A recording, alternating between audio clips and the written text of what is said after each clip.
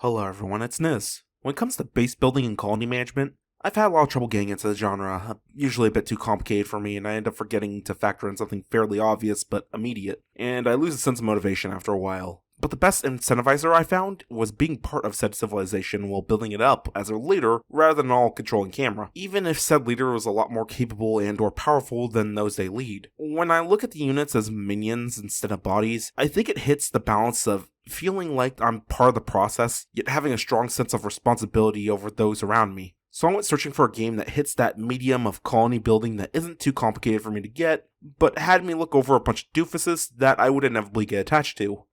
And that led me to the game I want to discuss this time around, Ratopia. Ratopia is a game by Castle Games and is the sequel to another Rodent Kingdom game, Ratropolis, which is a roguelite deck builder tower defense game with city builder mechanics sprinkled in. Ratopia, by comparison, is a colony builder using a square map grid where you manage civilization on a smaller, more personal scale as you develop it into a functional kingdom. In Ratopia, you play as the queen of a successful kingdom after escaping an assassination attempt. It seems clear that your kingdom has turned on you and you've made your escape, doing so along with your unconditionally loyal servant, a rat known as the Scout. Your goal is to create a new prosperous nation made up of adventurers and outcasts to achieve a point of great note and legitimacy across the land. I'll be reviewing version 1.0.0220 of the game. So for reference, this is around the update that they released the kitchen used exclusively for the queen for stat bonuses. With the stage set, we can begin in true fashion by going over the gameplay. When it comes to games similar to it, Oxygen Not Included comes to mind. Ratopia is relatively simple in design. You're not going to have to worry about insulation, temperature, food expiration, or any deep cost and effective economy. Day and night cycles are the same in every season, and diplomacy is there but in a very superficial level I'll get into later. One of the greatest challenges seems to be optimizing pathing. Building placement and making sure your kingdom is designed in a reasonable fashion is pretty much the foundation of how well everything in your kingdom is going to play out. I have zero sense of interior design, so a lot of this came down to memorization. The basics being most buildings require 2 blocks of height, but there are still quite a few important ones that require 3. Also, any ladder you build should have 1 block space open on each side for every floor, just in case you want to develop an elevator system later. The rest you can find out on your own, but these two make the game a lot less frustrating on your first playthrough. Fairly simple stuff. Rats work for the buildings and produce goods and services, and they require specific resources for the process, often producing other things and stored in chests that can effectively carry as much of any resource as possible, but can only carry a certain amount of different types of resource. So having your workspace separated out to optimize pathing for your workers is important for efficiency. But of course, it's not that easy, as the rats you look after need their needs met. Food, hygiene, necessities, and joy, as well as stamina. These will require chests for the goods to accommodate these things, as well as the buildings to provide services for this, to be in the general proximity of your workers. This makes you play a delicate balance between sectioning off areas that correspond in their resources to reach them faster for certain jobs, while still making them easily accessible for the public that need them for consumption, lest they starve, develop disease, or rebel against you. You can set ranges for these buildings by usually set to the max to make it as accessible as possible for the most rats in the radius. These things have animations that delay multiple rats using it at the same time though, so you are encouraged to space them out, and have a reasonable amount of overlap. The game teaches you this fairly quickly. You need 2 sources of entertainment for your newly developed settlement to work out well. After all, who's going to bring joy to the entertainer if they're the only one in town who could provide it? It also should be obvious that not all buildings are made equal, but some buildings are a ton more important due to many factors: map generation, available resources, creature spawns, which how much you sabotage your run by destroying their spawners also varies. Even though there are very few demands for rats you need to meet, these buildings are not made redundant by that, because job efficiency can be affected by different required stats of the worker. The proc they use can be something you have more abundance of on the other side of the map. The secondary bonuses they grant can be very useful, making it actually reward the player for overlapping jobs that effectively serve the same purpose. The only place where I found issue with redundant buildings is beds. Sure, I would put down bunk beds and occasionally a medi bed for a hunter rat, but the soft beds and the default beds feel like kind of a scam because of how much space they take up compared to the bunk beds. Medi beds are at least in a place where I wouldn't be putting more buildings in the first place, but places where I'd put these beds.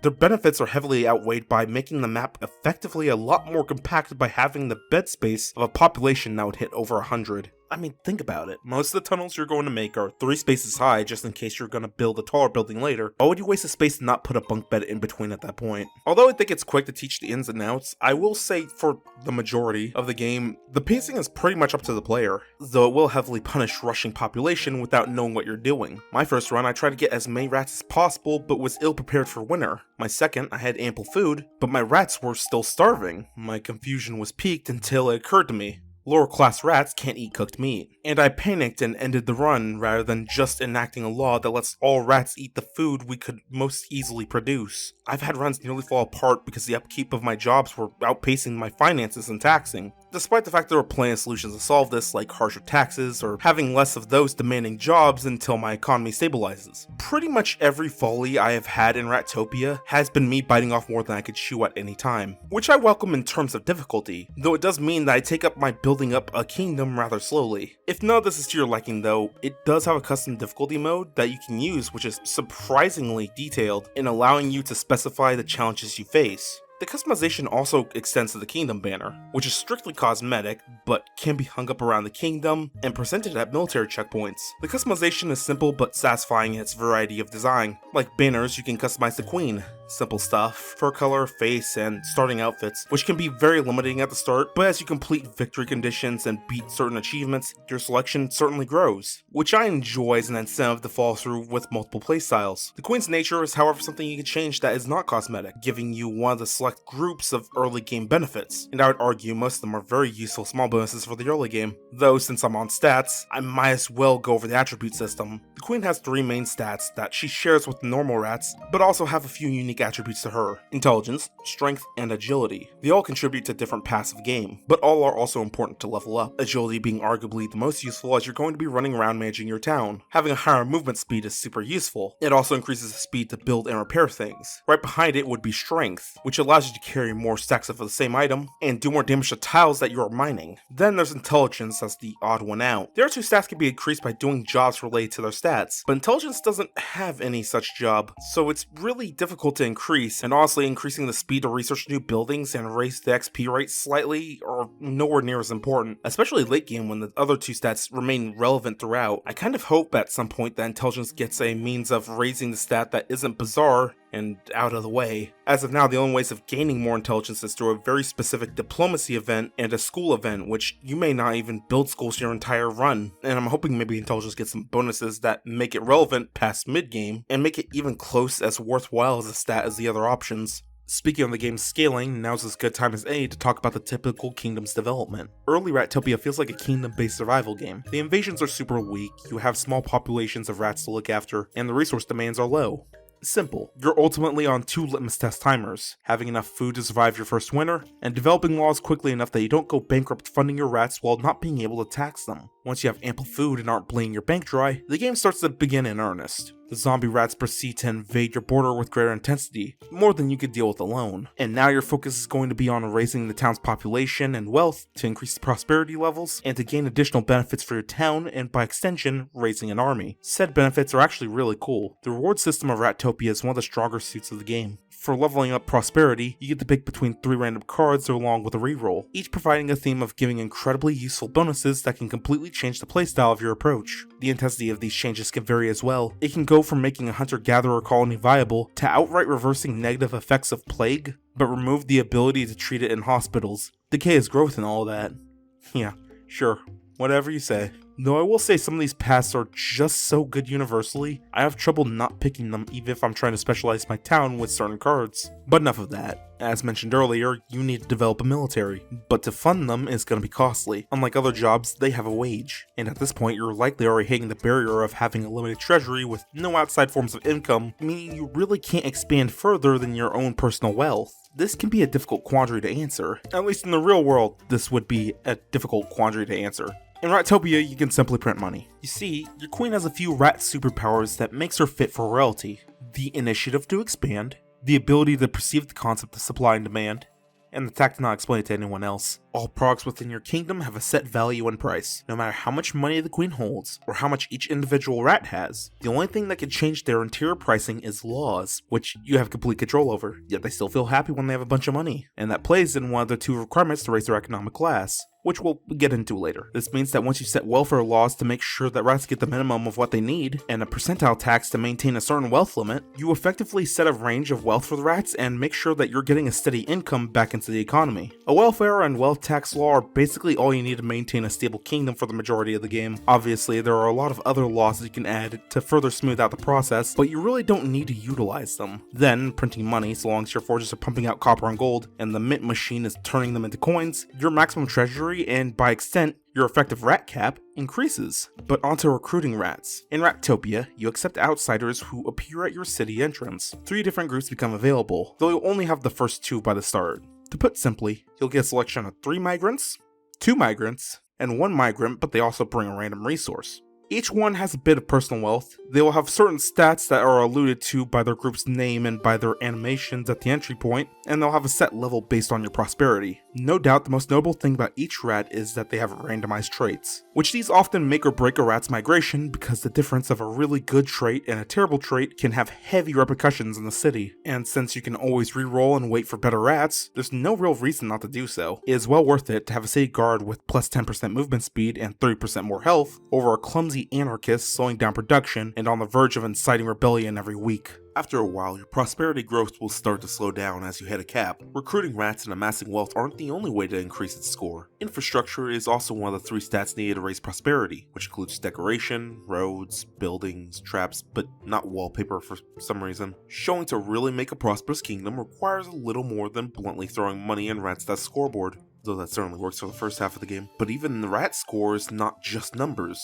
The aforementioned class system is where the rats have 3 different wealth classes: lower, middle, and upper class. They not only need a certain amount of money to reach these classes, but also a high enough necessity score. Necessities are luxuries that the rats can purchase for their quality of life and add to their overall happiness score. The more extravagant the object, the more necessity it provides. Rats of higher class can enjoy the nicer things in life. Some more advanced services are exclusive to mid or even high class rats, as well as fancy goods like wine and fine clothing. You can use laws to change who can access these things, by the way, in case you also thought it was ridiculous that rats had to be rich to be legally permitted to purchase the abundance of ice cream you have stored up.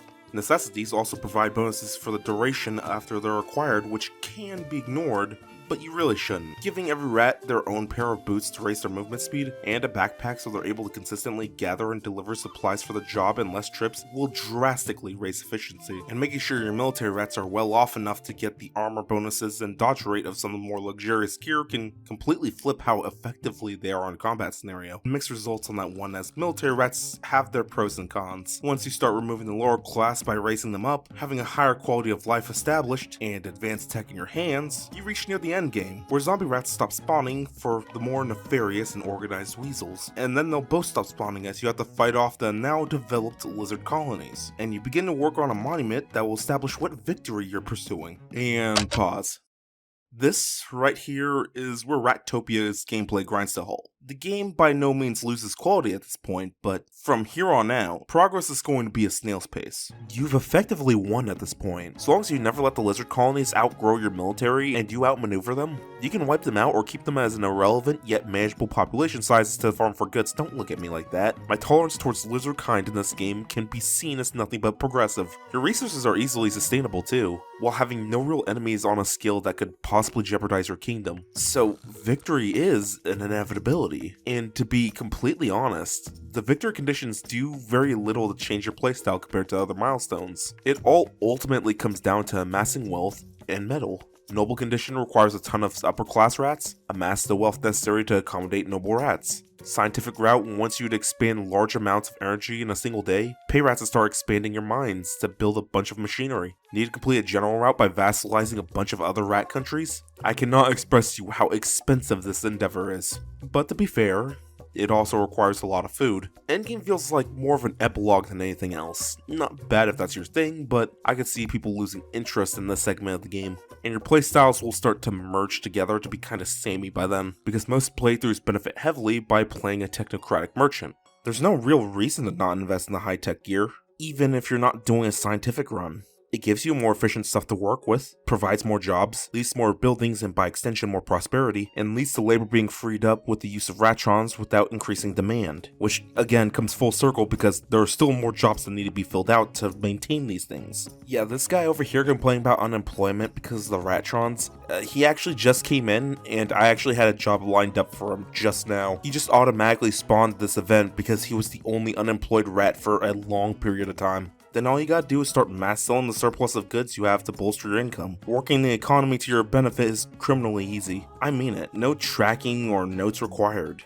Once you get this map filled out, all you really have to do for negotiations is set up trade routes and figure out which of the two currencies you want to rig to drastically shift. The answer being which one the nations you're selling to uses. Okay, side tangent. As stupidly easy as the energy system is in Ratopia, I do have a knack for overcomplicating it. An example being, I desperately try to make anything other than solar panels, thermal, and geothermal energy good, which is incredibly difficult because wind energy is completely outdone by other sources so long as you store excess energy, which why wouldn't you? It's super easy and compact once you invent batteries, which are a fairly early invention, and the more ridiculously difficult goal, trying to make hydropower worth anything. This took 2 separate runs to work out, several drafts and redesigns, countless rats getting stuck in the gearwork, but with careful flood control and several in real life hours of time, I've successfully made my ingenious invention.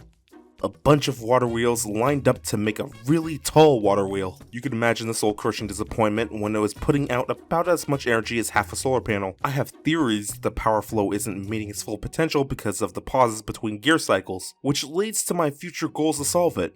Make it even taller to try to extend the pouring animation, or make an overflowing pool over the giant water wheel so the animation is constant, and then figure out how to deal with the flooding. None of this is important. Point is, just siphon lava heat from hell for quadruple the power in a quarter of the time. It's super easy to tame hell, it's practically free. They don't want you to know this, but those cute lava beasts running around down here, they're free, and more efficient to burn than coal.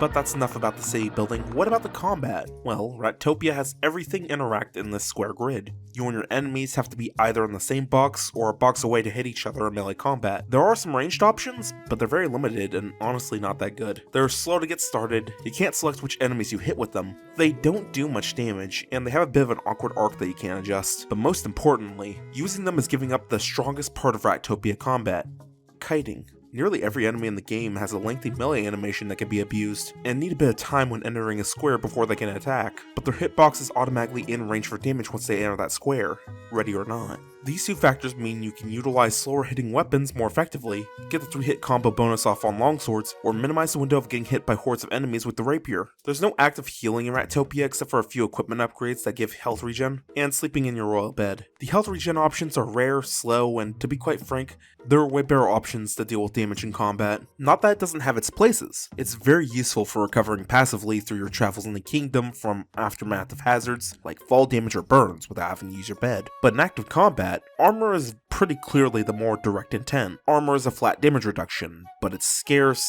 and in intense combat scenarios, enemies will melt your health if you're in the front regardless, either through raw damage or by the death of 1,000 cuts. I got as much bonus armor as possible from the forge, increased my max health through the royal kitchen, and although it raised my lifespan in a large scale conflict, it certainly wasn't enough to be worth it compared to simply avoiding it altogether with raw speed, which you will be building anyway. But since I've brought it up, allow me to go over the Royal Forge and the kitchen. The Royal Forge is a place where you use supplies for the queen to make meals for herself that apply different bonuses based on the recipe, usually raising stats along with some even doubling the effects of the dish after it. Of all the prepared meals, the queen can eat 3 different dishes at any given time in one session, so long as they don't go past the fullness bar.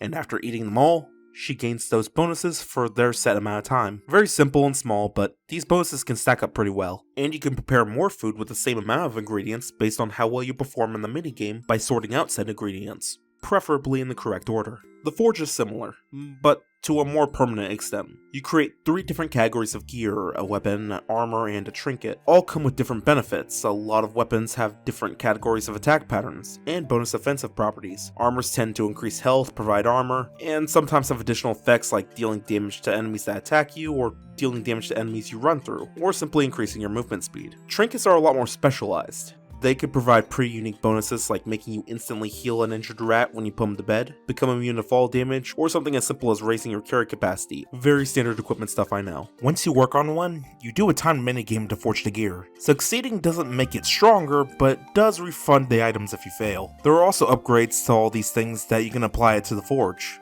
but you can only apply one of each of them, and it's randomized in their respective upgrade pools. You can find a special forge layer that lets you have an additional upgrade slot, a larger pool of upgrades to choose from, and stronger effects. Once you stack all these bonuses on at once, you're going to notice a drastic difference, and by that I mean you're going to be insanely fast. Because again, there's no reason to not have speed be the #1 priority just below mining efficiency, then strength to carry all the ore you're going to be mining. At least with your weapons, there is a reason to have a designated traveling weapon and one for combat, because the combat bonuses are too good to pass up when clearing out a remaining tough encounter. I'm primarily referring to the upgrade effects such as AoE damage and elemental effects. I'm rather vocal of my disapproval of elemental effects in a lot of games, but when I say that, I'm usually referring to typing matchups, often being a game of rock paper scissors while integrating in a way where I'm just tediously going through my work of my team comp to hard counter a particular enemy. I loathe this because often there's not any greater thought put into it. Fortunately, that's not what we're dealing with here. That being said, it is tragic that there are obvious right answers. I can either take Chain Lightning that does a bit of damage for multiple enemies on hit, or I can take the Poison that stacks and resets its duration every hit, or I can take the Fire effect that makes a DPS fire hazard that I can stack on the ground by hitting enemies, which hits all enemies on that square, in a game where the melee enemies tend to stack up, with slow movement speeds, large hitboxes, and an easily exploitable self-stun with their attack animations. The fire damages friendly rats, buildings, and yourself as well, but there's a pretty useful trinket that grants fire immunity, and the collateral is typically not a problem. Because of how Ratopia scales higher in quantity, the most powerful options are those that attack in an AoE. This means until you get longsword rats and flamethrowers, traps will ultimately be a superior option, and even when you get these rats, poison traps are still always going to be amazing. The only real downside is making sure to temper your rats to avoid these traps while they're active, as they don't seem to be bothered with being in an active combat zone until they take damage, because we just hit the elephant in the room. Every other rat in your kingdom is incredibly stupid. They will get stuck when you try to have them build bridges or roofs. They will only start trying to avoid hazards when they start getting damaged by them, and rats that you have in charge of gathering water will absolutely drown while retrieving it, even if you make a ladder so that they don't have to stay below the surface. You could tell that these were ongoing issues because despite the fact the queen will fall when a block below her is destroyed, other rats are designed to automatically leap to the nearest block, because they tend to not consider their mining safety and the game has to minimize making that your problem. There are ways to circumvent some of this: curfew laws, spamming the summon Razdan button on any rats that are stuck, and the developing of hospitals near hunting lodges and water tanks to stabilize rats that don't know to look after their own health. I've once again used idiocy to prevent the unemployment crisis. Never question my taxes again, I assure you they're in good hands. Taxes and finances seem to come off as dirt easy to manage despite the steps and nuance that you can add to the laws. But what about actual negotiations with the neighboring kingdoms? Well, it's also honestly a cakewalk. Once you map out and discover the kingdoms, they're all relatively accepting on you no matter what your kingdom's conduct on your own territory is, and no matter who you're friends with, even if you're friendly with nations that they are at war with. There are events you can do to pick sides with one nation over the other when they're rivaling, and it slightly affects the ties between your kingdom and theirs, but it's really hard to get a nation to get on bad terms with you without outright declaring war. And honestly, there's not a lot of incentive to do that. Wars set relations with enemy kingdoms automatically to 0. They also have a lot of rats defending their territory. Definitely more so than you will have attacking. Even more so when they have allies, as they hire those nations' mercenaries, even if you share allies with said territory. Kinda awkward, but hey, they're openly here for the gold. I'd never expected anything less. Problem is, they'll have so many rats, you're probably gonna be outnumbered even if you have a strong militia and a ton of mercenaries hired. And your mercenary cap is actually pretty low unless you have these allies to hire for additional pulls. Not to mention your own soldiers still aren't free, you have to feed them for the siege. And it is so costly, the general run is the only time where my huge reserve of food actually ended up taking a hit, and I had to slow down my warfare. Ratrons will fight for free if you have combat units, but if they lose all their health, they're destroyed on the battlefield. And it's absolutely not worth the trouble to mass produce these things for every war. They take forever to make, and quite frankly, they're just not as good as the real deal. Don't get me wrong, I do think the war system is really cool. It doesn't do territory control like a lot of games like it do, and it doesn't explore the full intricacies of traps, fortresses, and the likes. It's mostly multiple long multi-path lanes of armed rats beating the snot out of each other. But that's enough for me. That, along with the myriad of environments that they'll have you fight in, the most ridiculous one has to be where they had lanes where you would fight in lava, which rapidly drains health like it does in the normal maps. These setups give me more of a sense that they thought about the environments that these nations would take place in. I just wish they worked on them more with the environments and defense rather than the insane numbers, which I will promptly ignore, and have my armies hold off the assault long enough for me to blitz to their base. And don't get me started on loading screens. I know it's a simple walk cycle, but the fact that it's an army I personally amassed marching into an already burning war zone alongside with me sets an amazing mood and really gets me into the spirit of things. Certainly one of my favorite loading screens to go through. I wish more games had loading screens kind of like this. But you have to do this whole expensive song and dance to set it up each time, and all for 2 rewards: pillaging a bunch of resources from them at the cost of their prosperity, or vassalizing them, where their relation automatically becomes neutral and I get paid every season tribute by them that I can set. But I also have to maintain the kingdom indirectly, which is very costly. Not doing so takes hits to their loyalty and reduces their prosperity. I know I've mentioned it yet, but the rat kingdoms have their own prosperity, which affects their army sizes and the resources that they can have access to. So if you go to war with the other kingdoms, you actually gradually reduce the pool of more rare and useful resources you can pump out of them. You can prevent this in vassalization by being a nanny state, and I have to do this for every kingdom I take control of. And I'm honestly not sure how much of a profit I'm making compared to just vassalizing them at the very end of the season, then just removing the vassalization once I get tribute. But you know what can circumvent all of this? Developing high relations, trade routes, alliances, and then just join the underground rat cabal that controls the economy and will shift it to whatever you want because they like you. I didn't create this or even kill anybody, I just run this place now because they think I'm nice. Plus, more diplomacy means more opportunities for dialogue, and the dialogue in this game is pretty amazing. Even outside the negotiation moments when you're talking to your royal subjects, the game will most of the time be transparent of the consequences of picking certain decisions. They don't sugarcoat it. There are times where there is a clearly wrong choice, and you shouldn't ever go for it. But it's also often the funnier option. The writing is clearly translated to English, yet despite this, the exchanges are brimming with personality, and it makes her king come off as kind of harsh, either because the Radissons in her kingdom say or do something painfully ignorant, or because she's just a jerk. Since I possess a cursed curiosity, isn't it great that you get paid to have the curse lifted? Right? I can't resist the curse, I need to decorate my bed with this. Dear leader? You're still watching, but, well, it was successful, and it's a joyful scene. Normally after a day, the ghost should naturally return to the afterlife, but they don't seem to want to leave, do they? The Radissons are getting a bit scared, and honestly, I'm really frightened too. They'll disappear eventually, but it might be necessary to send the ghost home by force. I'll handle the decorations, so, leader, I'll leave the ghost to you. I knew this would happen. Dear leader, we discovered a giant pyramid in the distant desert. According to ancient legends, it's said to be a tomb built by an ancient king whose name has been forgotten. There must be treasures inside, but it will probably be extremely dangerous. If you're interested, I can tell you the location. You want me to loot a tomb? Are you insulting me? Where is it?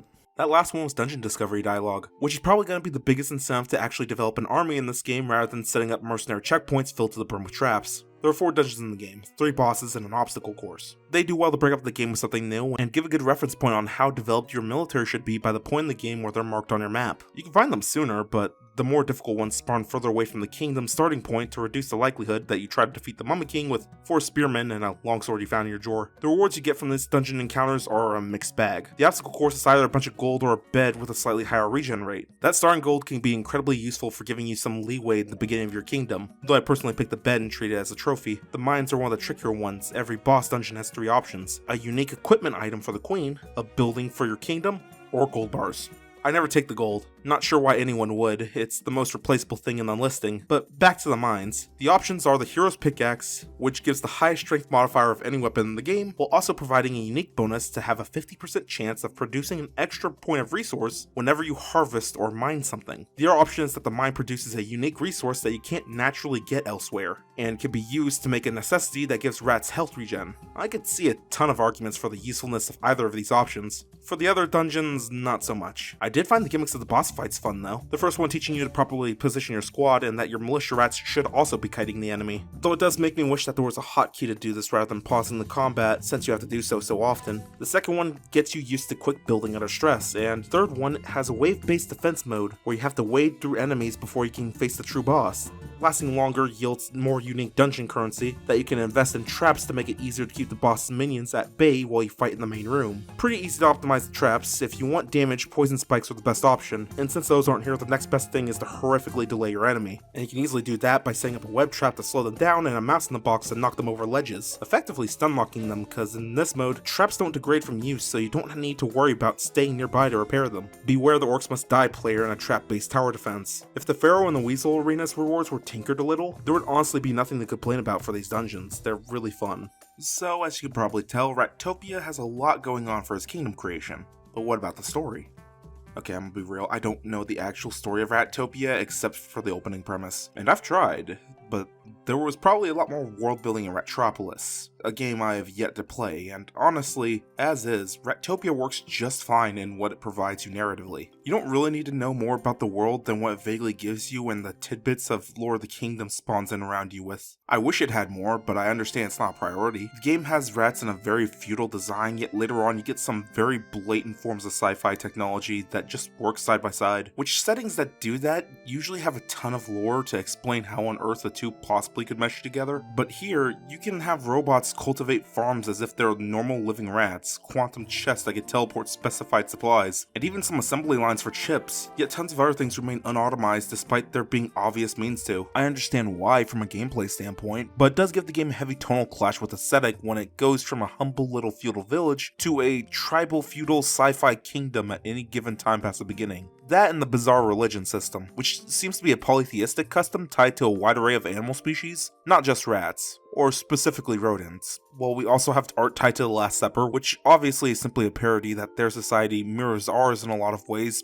but their forms of art replace ours with rat heads. But I also can't help but think about the implications of the existence of Rat Jesus. Does that make these totems sacrilege? Don't even get me started with what the rats are doing in the religion update coming up. Obviously, it's not something you're supposed to think about, but it is amusing nonetheless, especially when we go down to the underground segments where there is a powerful entity where we can pay for its influential services. Said creature goes by the name of Greed, and the monsters that perpetually drag themselves out of lava are called rat fiends. I was joking earlier, is this actually hell? Are we colonizing hell? That's not stopping me, I'm just curious. I guess we'll just skip over the miscellaneous stuff to talk about, because now we live in a bizarre world where I have a lot more to talk about there than the actual story. Ratopia has a very adorable art style.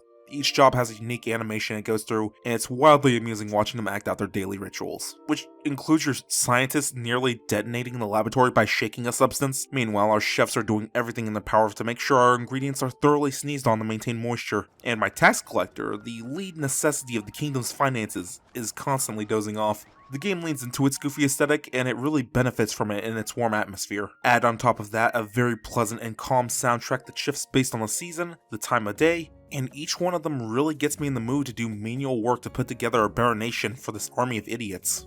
Add to that the funny little jump sound effects that change based on how far they're climbing, and rats using a miniature footstool to mine when striking things that are barely within reach. It goes to show that they'll even go so far as to convey this tone to give pragmatic information. The music also shifts based on how far in progress your prosperity is in general. I was kinda surprised how often subtle design would slip into the progression in this regard. Another thing being areas with a lot of rats and buildings all clustered together start developing town square ambience. That layered on top of all the sound effects of rats working their different jobs adds to it sounding like a living, breathing world. The rats themselves don't have a terrible variety of appearances, and they could certainly use more, but the insane variety of outfits help accommodate that. Some jobs even having different outfits based on gender. Because there's so many different jobs and outfits, there are still means of distinguishing said rats outside of their name, fur pattern, and haircut, each of which you can have your queen wear herself during the game, which is a really cool touch. Though sometimes said haircuts clip the hats that they wear, I hope that gets worked on at some point. That, and the fact that some of the soundtrack is just not in the game. It already doesn't have a wide array of music despite what I've said. I would want for all of it to be there at least. Another thing it lacks is variety and appearance of rats in other kingdoms.